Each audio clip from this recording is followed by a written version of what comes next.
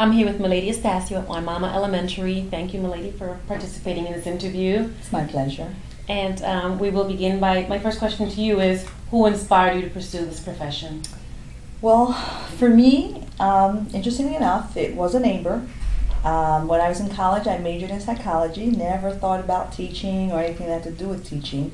But I was a young mom, and a neighbor, we lived in New York City at the time, noticed that they were looking for bilingual teachers. And she thought of me and thought, what a great job it would be for me to be a teacher and have the summers off with my daughter. And my first thought was, wow, that'd be great. I could have the summers off with my daughter. What came as a surprise to me was how much I actually loved teaching.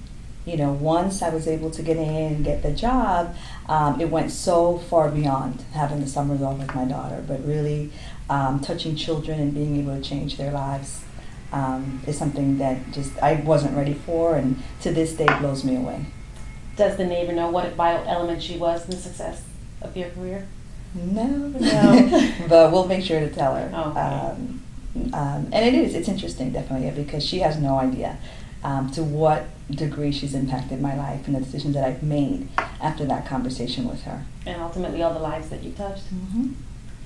How long have you been an educator? And what various positions have you held? Okay, I became an educator 20 years ago. And in that time, I've been a teacher.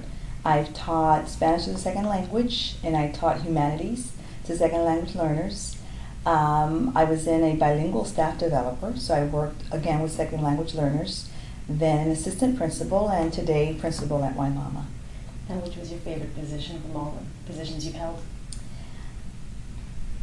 I would say principal. When I was a teacher, I didn't imagine myself doing anything else. I loved my students. I loved being with them. That was something, and I never considered not teaching, children every day in a classroom. I had an administrator at the time that convinced me to go into staff development. And it was a hard decision because I was actually looping that year. So I had it all planned out, me and my students, and what we were going to do.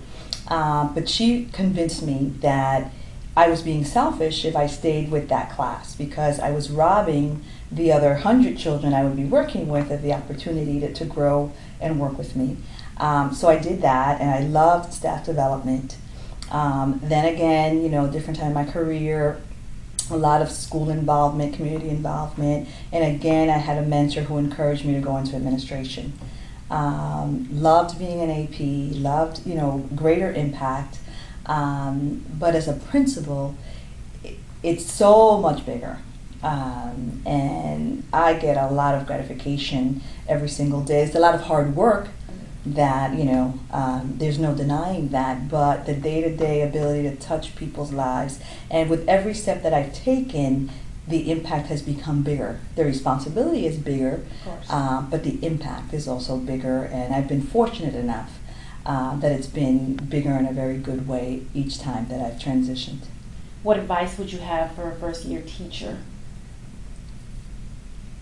There's so much advice. I'm trying to pick something. I think for a first-year teacher, the first step is really building those structures in your classroom. Because there's so much coming at you at once, content-wise, pedagogy, and everything else that comes into teaching. But I think that everything can either go very well or fall apart if there aren't clear structures in your classroom. So to really get to know your students, because they're going to drive every decision that you make, and based on their needs, create structures in your classroom that are clear to them and that are going to support what you need to do with them. And also, don't be afraid to say, I don't know. It's okay. You're starting out. No one expects you to know everything. Feel that it's okay to just ask. I say, I don't know. Can you show me? Talk to your peers. Ask questions. But definitely, clear structures and a lot of planning.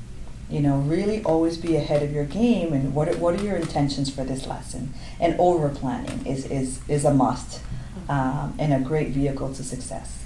Just know your kids. That's actually the priority is know your kids, because that's going to really impact everything that you do. Okay, thank you. You're welcome. And then, when and why did you transition from instructional level into the administration level? Well, I started studying a little bit before. I'm originally from New York City, and I was working in the Bronx as a staff developer.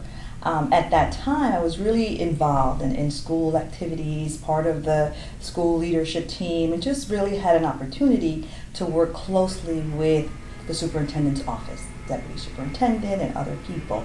And it was, in fact, the deputy superintendent in my district at the time who suggested to me, based on what he had seen and the interactions we had had, that he felt I would be a good candidate to move into administration.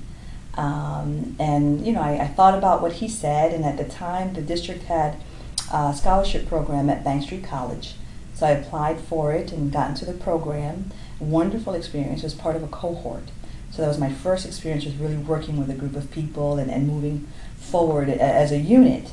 And that's really where it started. From there was an internship in my school, which I was very fortunate at the time, and in fact there was a vacancy, so I moved from teacher in that building to staff developer in that building to assistant principal within that building.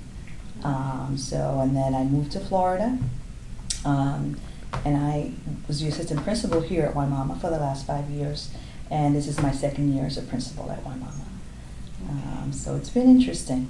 You are currently the principal at Wimauma. Mm-hmm. Can you tell us about the school and the population that you serve? Well, Wimauma is an amazing elementary school here in the district of Hillsborough.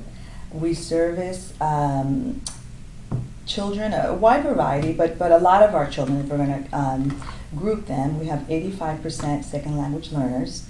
That's changing a little bit, so it's very interesting to see we're having less second language learners than in the past, and I think that's a good indication of us moving in the right direction, because children are moving, we call it exiting. They're exiting out at a faster pace because they're achieving higher levels faster. So I think it's a good indication of where we're at a school.